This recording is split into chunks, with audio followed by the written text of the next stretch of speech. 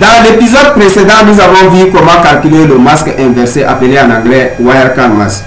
La maîtrise de ce calcul nous permettra de configurer notre protocole OSPF sans difficulté. Donc voilà la topologie qu'on va configurer dans un premier temps. Ok, donc voilà, ça c'est le réseau LAN 1 et son adresse IP c'est 192.168.22.0/24. Maintenant ce serveur il sera un serveur DHCP pour ce LAN là. Ok, maintenant voilà l'adresse réseau de la liaison point-to-point, la liaison qui relie les deux routeurs, c'est 192.168.33.0/30. Maintenant ça c'est le deuxième LAN, voilà son adresse réseau 192.168.44.0/24. maintenant le tout, ok, le tout se trouve dans OSPF. Le process, l'idée du process c'est 10 et la zone c'est zone 0. Donc tout ça là se trouve dans la zone 0 et c'est ça le single area. La configuration qu'on va faire c'est une configuration basique. La configuration basique c'est lorsque vous avez une seule zone, single area, une seule zone, et cette zone doit être la zone 0, la zone backbone. Donc passons directement à notre paqueterie pour configurer le protocole OSPF et tester. Voilà la topologie que j'ai déjà fait sous paqueterie. Maintenant je vais commencer par configurer d'abord le serveur DHCP et configurer les interfaces de routeur, puis donc je vais configurer son adresse IP manuellement pour le serveur 192.168.22.2. je vais donner un au routeur, CTRL-C. donc le masque c'est un /24, la passerelle c'est .1. donc bon, je vais prendre 8888 pour le serveur DNS. Ok, voilà, là j'ai configuré son adresse IP manuellement, l'adresse IP du serveur, ok, manuellement. Là on va passer au service, ok, et configurer le protocole DHCP. Donc je vais aller au service, choisir DHCP ici à gauche. Maintenant il faut activer le service, je vais cliquer sur on.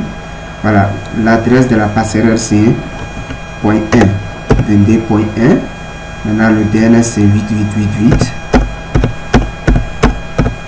Voilà, maintenant l'adresse du débit, je vais commencer par 3. Ok, voilà le nombre d'utilisateurs. Bon, je vais prendre 100 par exemple. Ok, et je vais cliquer sur save pour enregistrer les informations. Voilà, là j'ai fini la configuration du serveur DHCP. Je vais tester le PC s'il arrive à prendre les adresses IP. Je mets sur DHCP. Voilà, il arrive à prendre avec succès. Voilà ces adresses. Ok, ce PC. Maintenant je vais passer au deuxième PC, celui-là, desktop, DHCP. Lui aussi il va prendre avec succès. Comme il se trouve dans le même LAN ou bien dans le même segment, c'est facile de prendre une adresse si le serveur est bien configuré. Voilà, ça c'est bon. Maintenant c'est là je vais configurer manuellement leur adresse IP. Ok, donc je vais configurer rapidement 192.168.44.2. CTRL A, CTRL C. C'est /24, la passerelle c'est 1 et DNS 8888. Donc je vais finir celui-là, je vais configurer l'imprimante. La passerelle c'est ici 44.1. Maintenant l'interface 44.3. Voilà. Donc ici aussi, coller 44.4, 44.1, 8.8.8.8. Dans l'imprimante, je vais configurer l'adresse du serveur DNS 8.8.8.8. Voilà, maintenant ça reste celui-là. Desktop, coller 5,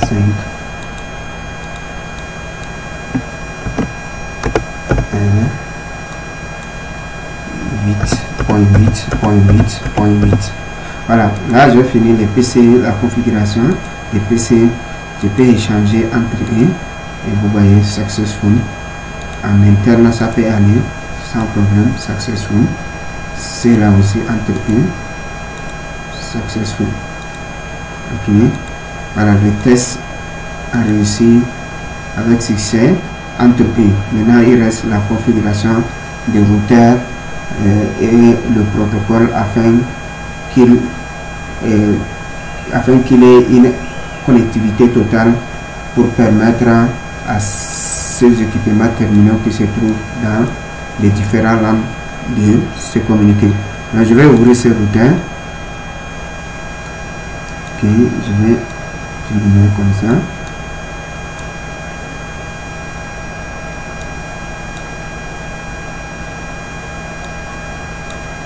CLI, je descends en bas.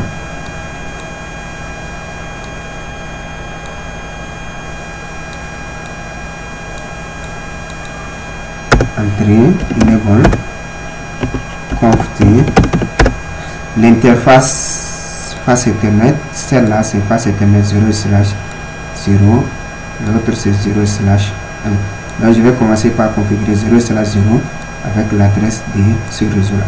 Ok, donc IP et interface F0/0, entrée, IP adresse 192.168.22.1.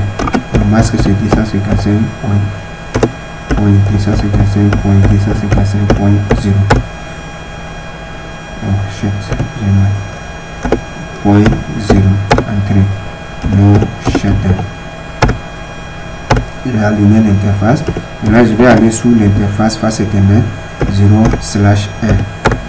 IP adresse 192.168.33.1 avec un masque de /30.255.252 et no shutdown. End WR show IP interface brief. Donc voilà les deux interfaces configurées et qui sont app. Leur statut est app. Ok. Maintenant nous allons configurer le deuxième routeur. Le deuxième routeur, on va le configurer. On clique dessus. CLI.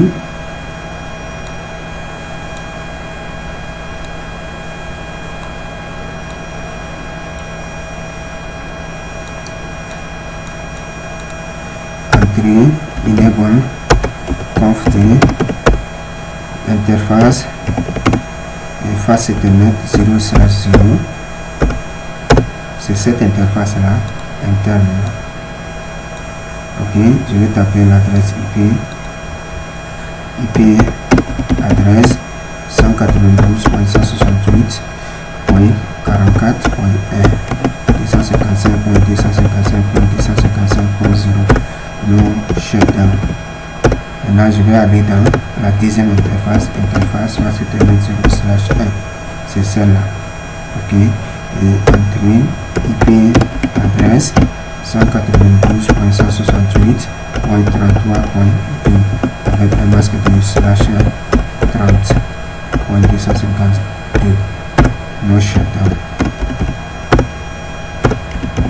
And show IP interface brief. Voilà, lui aussi, ses interfaces sont up et les adresses IP sont configurées dessus. Maintenant, on va regarder la table de routage de chaque routeur. Show IP route. Vous allez voir qu'ils connaissent seulement le réseau dont ils sont directement connectés. Ok, voilà les réseaux dont ils sont directement connectés. Mais maintenant là, s'ils ne connaissent pas le réseau distant, ils ne peuvent pas permettre la communication des équipements qui se trouvent dans ces différents réseaux distants. Ok, c'est-à-dire ce routeur, lui, il ne sait pas comment router les trafics à destination vers ce réseau-là, LAN 2. De même, celui-là, il ne sait pas comment router les trafics de ce réseau-là, LAN 1. Donc, il faut maintenant configurer le routage dynamique. Ok, dans le cadre de notre épisode, c'est le protocole OSPF qu'on va configurer pour permettre la connectivité entre le routeur. Ok, voilà, maintenant on va aller rapidement configurer le protocole OSPF sur ces routeurs. Le premier routeur, connaissant les calculs de wildcard mask, c'est facile de configurer le protocole OSPF. Donc on va aller en mode configuration globale et taper la commande routeur OSPF et on va mettre l'ID du process. Ok, donc après avoir mentionné le protocole, il faut mettre ID du process. L'ID, ça peut commencer de 1 jusqu'à une certaine valeur. Ok, ça peut être 1000, 100, 200, 300. C'est une valeur insignifiante. Ok, mais il faut spécifier avant de configurer. Ok, voilà, on va prendre 1 et 10 d'après l'exercice. Maintenant, après avoir activé le protocole, maintenant nous allons inclure le réseau des interfaces. Network 192.168. Ce premier réseau là 22.0 et le wildcard mask de /24 c'est 0.0.0.255. Maintenant il faut spécifier la zone aussi et area 0. Ok, entrée. Là j'ai fini la configuration de OSPF sur cette interface. Maintenant je vais configurer sur la deuxième interface qui a ce réseau là. Donc network 192.168.33.0. Maintenant le masque ici c'est /30. Le wildcard mask sera 0.0.0.3, c'est-à-dire 255 4 fois 255.255.255 4 fois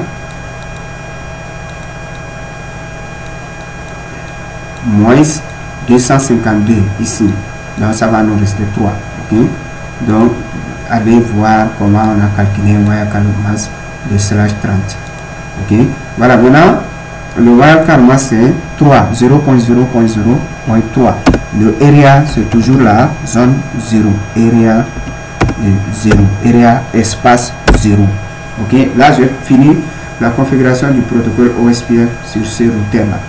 Donc je vais configurer, maintenant je fais end, je vais enregistrer simplement là et je vais attaquer le deuxième routeur et configurer le protocole OSPF dessus également.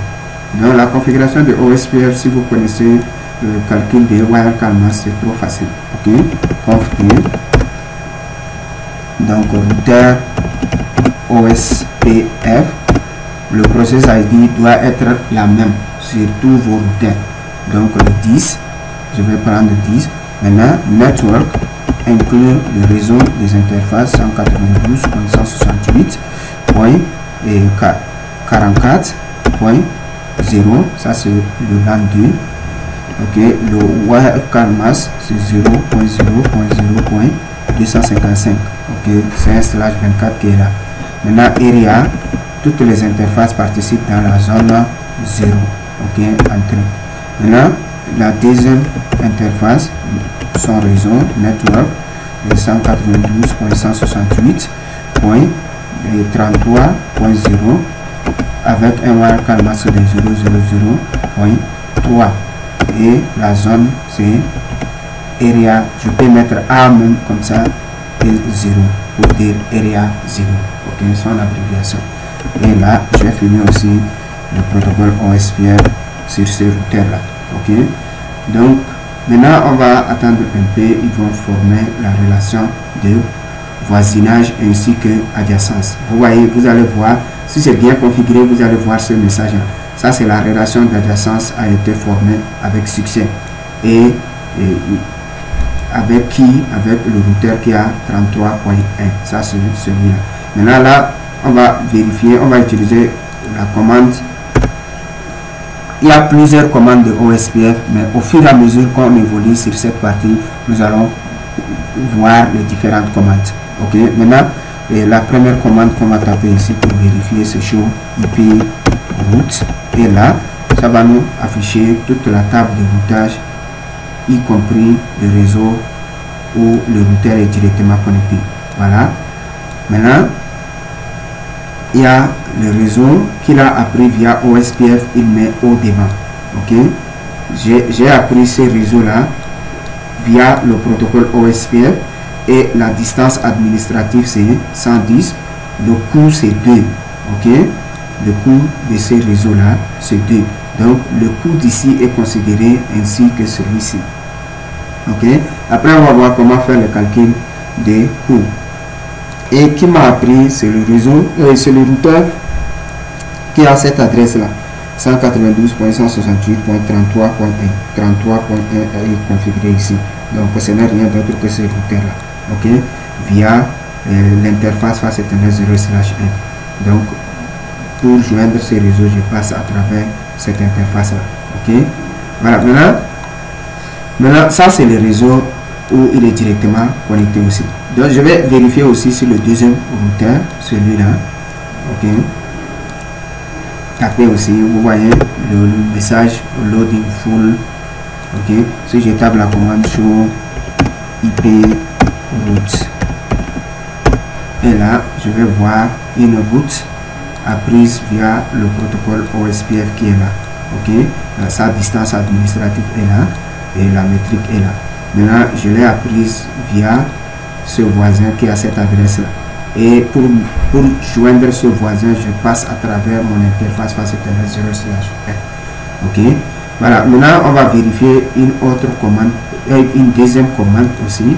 Si je vais seulement afficher la table de routage pour OSPF seul, show IP route OSPF, et là il va m'afficher seulement le route apprise via OSPF. Voilà, c'est une seule route que j'ai apprise via OSPF. Même chose pour ce routeur là. Si je tape show IP route OSPF, et il va me montrer la route apprise via OSPF. Ok, voilà. Maintenant je vais voir la relation de voisinage. Donc la commande pour vérifier le voisin, show IP OSPF neighbor. Là ça va me montrer le voisin. Voilà le voisin avec qui il a établi la relation de voisinage. Voilà le voisin, son adresse IP c'est ça, le routeur ID. Ok, donc le routeur ID n'a pas été configuré manuellement. Du coup le voisin va prendre l'adresse IP des interfaces la plus grande. Ici c'est 44.1, ici c'est 33.1 qui est configuré sur cette interface, sur l'autre c'est 44.1 qui est configuré. Donc il va prendre ce 44.1 là comme son routeur ID. Ok, maintenant la priorité de l'interface c'est 1 et il est full B avec qui? Donc ce routeur il a gagné lui, il est full avec BDR. Donc, il est le DR ici. C'est routeur et le routeur deuxième. Par contre, celui-là est le routeur BDR. Ok, BDR. Ok, mais maintenant, pourquoi celui-là, normalement, celui-là, il a une adresse de 33 sur cette interface, 33.1 et 22.1. Quand il va prendre 33.1 pour se présenter, lui, il devrait gagner. Parce qu'on a configuré celui-là premièrement et il a passé les messages, il n'y avait personne, du coup, il s'est déclaré lui-même DR. Ok, mais maintenant, quand on va supprimer le processus et reprendre, vous allez voir, il ne sera pas le DR. Ok, donc ça, c'est des choses, au fur et à mesure qu'on évolue, on va voir. Maintenant, je vais voir ici aussi sur le deuxième routeur. Ok, je vais taper la commande show IP OSPF neighbor. Son abréviation, c'est ça. Ok, et là, il est full avec le routeur qui a ce routeur ID. Ça veut dire que c'est celui-là qui a pris l'adresse IP de cette interface la plus grande par rapport à celle-ci. Ok, ici c'est 22.1, là-bas c'est 33.1. Donc il a pris 33.1 pour se présenter à l'élection. Donc la priorité de l'interface ici c'est 1 par défaut et il est full. Ah ok, il est full avec, oui, il est full avec DR. Voilà, c'est ce routeur là qui est le DR. Il est full avec DR, mais malgré, normalement, lui, il devrait être DR. Maintenant, pour forcer le routeur à reprendre le processus d'élection là, on va taper cette commande là, et sur les routeurs de façon simultanée. Je viens sur le premier, je vais juste écrire la commande, et clear, la commande c'est clear, et IP OSPF process. Si je fais entrer, il va me demander oui ou non. Il faut écrire simplement yes pour recommencer. Mais avant de cliquer yes ici, je vais écrire yes, mais sans valider. Je tape la même commande ici aussi. Clear IP OSPF process. Entrer et je mets yes là. Si maintenant je fais entrer, je pars directement ici aussi, je fais entrer au même moment. Donc là, ils vont reprendre le processus et on va voir qui sera le DR cette fois-ci. Voilà, le processus est déjà terminé. Je vais taper la commande, ça c'est R1, je suis sur ce routeur là. Maintenant, je vais rappeler la commande show IP OSPF neighbor, ok, et là, il est full avec qui? Avec un routeur qui est DR. Voilà, le DR c'est celui-là. Son voisin c'est celui-là qui a ce routeur ID. Maintenant il est full, c'est-à-dire il a établi la relation d'adjacence avec ce routeur-là qui est désormais le routeur DR parce qu'il a une adresse IP plus grande que celui-là. Ok, celui-là il est venu avec 33.1. Lui il s'est présenté avec un 44.1. Du coup il va gagner l'élection. Ok, maintenant si je viens sur lui-même, je fais entrer et show IP OSPF neighbor et tu vas voir, vous allez voir, il a établi la relation de voisinage avec celui-là et ils sont adjacents full et le routeur si il est BDR, ok, il n'est pas DR. Donc sur les liaisons point-to-point Ethernet, il y aura élection du DR et le BDR. Voilà quelques commandes de OSPF et ici sa configuration et vérification. Maintenant nous allons passer au test de connectivité entre les utilisateurs terminaux ici à ici. Donc le premier paquet va échouer. Ok, maintenant je vais refaire encore à cause du ARP. Ça marche avec succès. Ok, je fais ça. Maintenant je prends celui-là comme celui-là, communiquer avec le serveur.